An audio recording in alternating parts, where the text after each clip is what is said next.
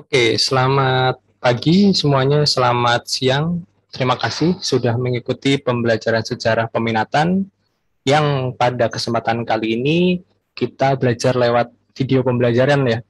Semoga apa yang saya sampaikan tidak menghilangkan sedikit pun pengertian atau materi yang akan saya sampaikan kepada Anda semua. Nah, untuk hari ini kita akan mempelajari tentang apa itu sumber sejarah. Seperti apa sih sumber sejarah itu? Nah, ini kita akan melihatnya jauh lebih dalam. Kita lanjut ke slide berikutnya. Oke, di slide yang kedua, di sini saya sudah membagi menjadi beberapa klasifikasi ya.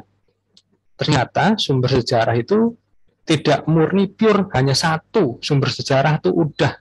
Ternyata sumber sejarah itu masih bisa dibagi. Dibagi menjadi apa? Menurut sifat, yang pertama, yang kedua menurut bentuknya. Nah, di sini kalau yang menurut sifat, sumber sejarah itu dibagi menjadi dua. Ada sumber primer dan sumber sekunder. Artinya apa? Nanti akan kita pelajari. Lalu yang kedua, kalau sumber sejarah menurut bentuk itu dibagi menjadi tiga. Yang pertama itu lisan, yang kedua itu tulisan, lalu yang ketiga adalah sumber benda. Jadi diingat-ingat ya, ternyata sumber sejarah itu dibagi menjadi dua, ada menurut sifat, bentuk.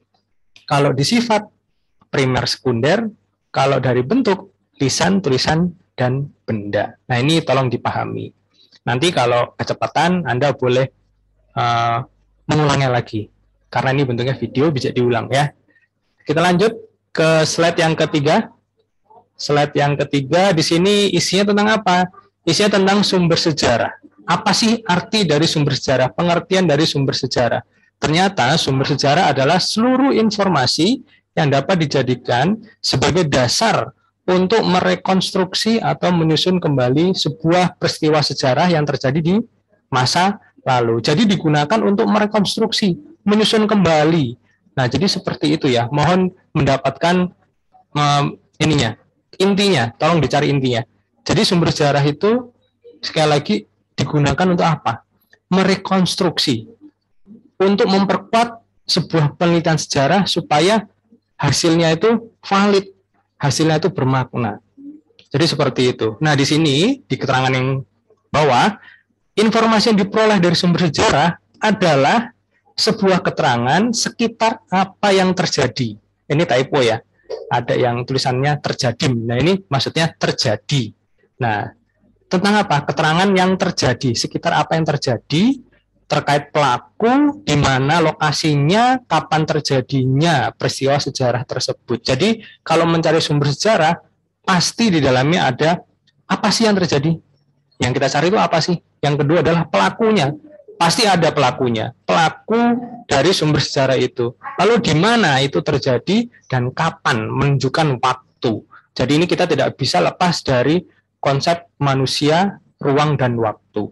Begitu ya. Lanjut, slide berikutnya. Di sini kembali saya perjelas lagi terkait sumber sejarah berdasarkan sifatnya. Tadi ada dua ya, ada primer dan sekunder. Kalau primernya seperti apa sih Pak? Nah, sumber primer itu adalah sumber utama atau sumber asli. Contohnya, sumber primer ini adalah seperti arsip atau dokumentasi, dokumen-dokumen yang pada waktu itu bisa dijadikan sebagai sumber.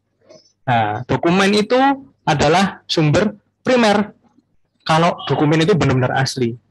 Di dalam sebuah sejarah, sumber lisan yang disebut sebagai sumber primer adalah pelaku sejarah itu sendiri. Ternyata tidak hanya dalam bentuk tulisan ya, ternyata ada sumber lisan juga ya. Nah, di sini ada kriterianya.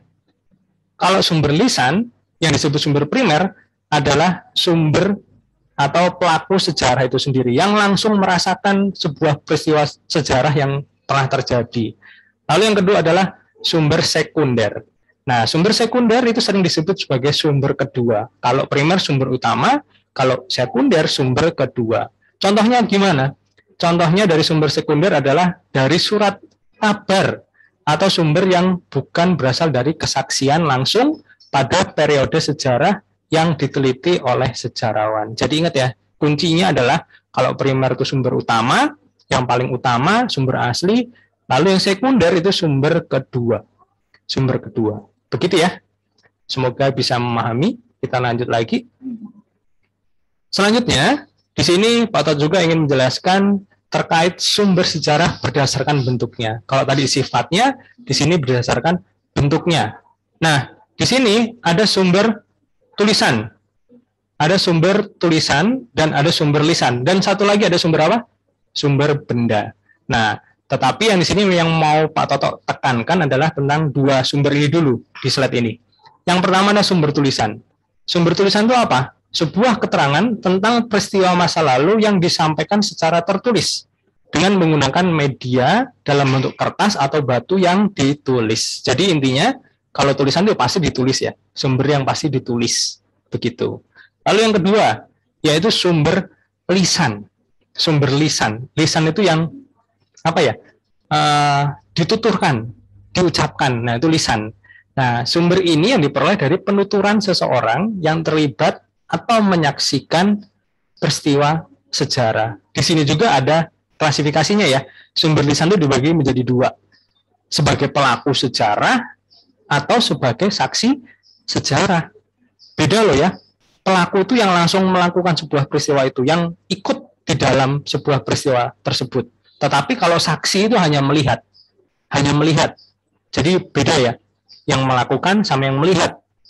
Pelaku sejarah, saksi sejarah. Jadi seperti itu. Kita lanjutkan. Nah, sebelum kita masuk ke kuis ini, tadi ada satu lagi. Itu sumber benda. Benda itu biasanya apa? Bentuknya apa? Ya di situ berbagai macam bentuk benda. Atau yang sering dikenal di dalam sebuah sejarah itu artefak. Artefak itu benda-benda sejarah. Ya contohnya apa? Contohnya misalnya foto, rekaman dari peristiwa sejarah. Jadi kurang lebih seperti itu. Lalu mungkin ada bendera pusaka kalau yang terkait tentang peristiwa 17 Agustus 1945 ada bendera. Jadi itu adalah benda. Nah, kurang lebih seperti itu untuk yang kita pelajari.